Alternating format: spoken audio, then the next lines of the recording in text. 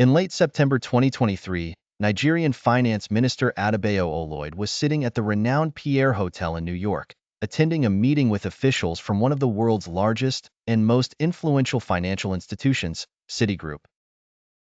They were enjoying croissants and freshly squeezed orange juice. The Nigerian minister was explaining to Citigroup officials how Nigeria planned to reduce spending and increase taxes to meet its debt obligations to foreign investors on time. The minister aimed to reassure Citigroup, in particular, because they were the underwriters or guarantors of Nigeria's bonds. Essentially, they were in the middle between the Nigerian government and international investors lending it bonds. Citigroup is, in reality, one of the largest international bond guarantors in the world, and foreign investors were concerned about Nigeria's ability to manage its external debt, which exceeds $40 billion and continues to rise.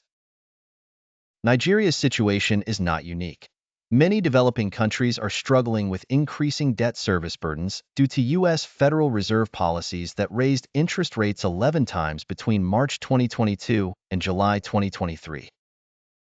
Unfortunately, there seems to be no immediate relief in sight. Emerging and frontier markets are expected to pay $200 billion in 2024 to service maturing bonds and other forms of debt. This money is often repaid with new loans, causing old debt to accumulate in value. This puts heavily indebted poor countries in a dangerous predicament. They continuously need to borrow more just to service existing debt.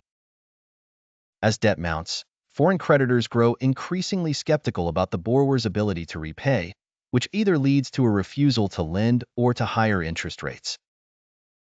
To improve their public finances and debt repayment capacity, many developing countries, including Nigeria, resort to policies like raising taxes and cutting public spending. They see these measures as less painful compared to defaulting on their debts. This raises a fundamental and seemingly naive question. Why don't countries just default on their debts? Except for North Korea, why are no countries willing to simply refuse to pay their creditors and face the consequences? The simple answer is that there are many reasons preventing this, including fear of ending up in a situation similar to other countries that have been used as cautionary tales, like Peru. So what happened to Peru, and why does it worry and scare other countries? This is what we will explore in today's episode. I am Ashraf Ibrahim, the economic analyst. Music.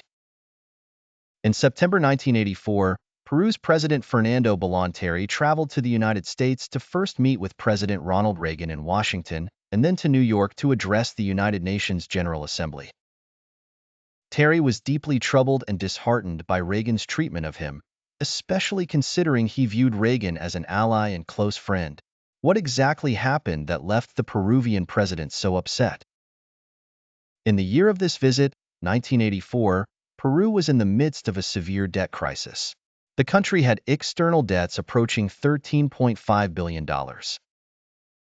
The cost of servicing these debts was in the hundreds of millions of dollars and was continually rising due to U.S. Federal Reserve policies, which had driven interest rates to unprecedented levels.